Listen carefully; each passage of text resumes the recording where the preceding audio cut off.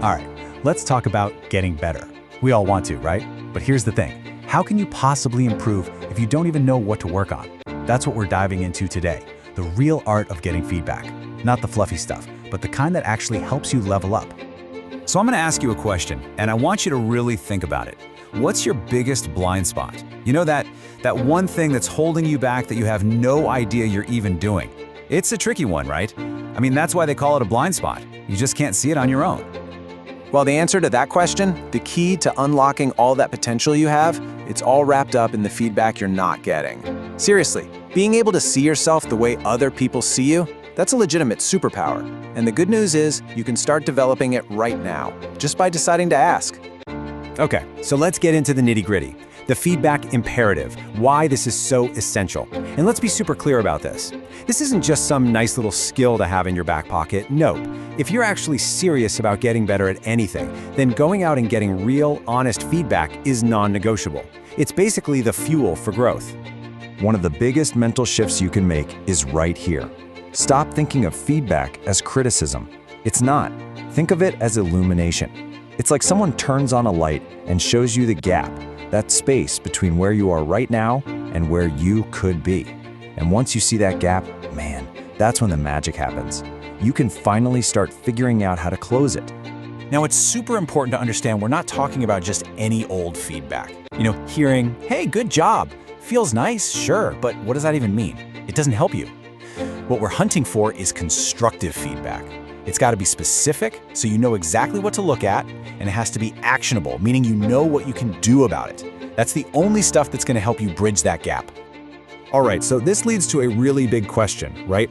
If this kind of feedback is so incredibly valuable, why is it so darn hard to get? Well, pretty much every time, it all boils down to a gap in communication. I mean, think about it. You've probably been there. You ask a coworker or a friend for some feedback, and what do you get? Either something super vague that doesn't help or just awkward silence. It's so frustrating. But you gotta realize there's a lot going on their end. They might be worried about hurting your feelings, or maybe they just don't know how to say it. There are a ton of these little hurdles. See, the first step here is just to understand that communication is almost never a straight shot from one person to another. It's more like a winding road with a bunch of invisible roadblocks. So before you can get that great feedback, you just have to accept that those roadblocks are there. It's not that people don't want to help you. It's just that all that, social awkwardness, that fear of saying the wrong thing, it gets in the way. So, where does that leave us? This is the best part. This is where you get to take control of the whole situation. You can't just sit around and hope that perfect, actionable feedback is going to magically appear. It won't. You have to get good at asking for it strategically. It really is an art form. And just like any art, it's something you can learn.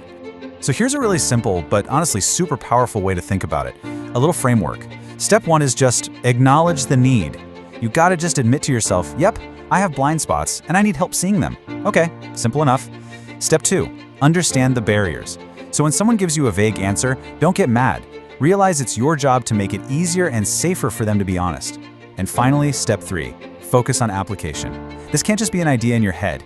It's all about putting it into practice, learning how to ask those laser-focused questions that get you the answers you're looking for. Okay, so we've talked about a lot, but let's push all the theory aside for a second and make this real. It boils down to this one challenge for you. What is the one question you're going to ask someone this week, someone you trust, that will help you finally see that gap we've been talking about?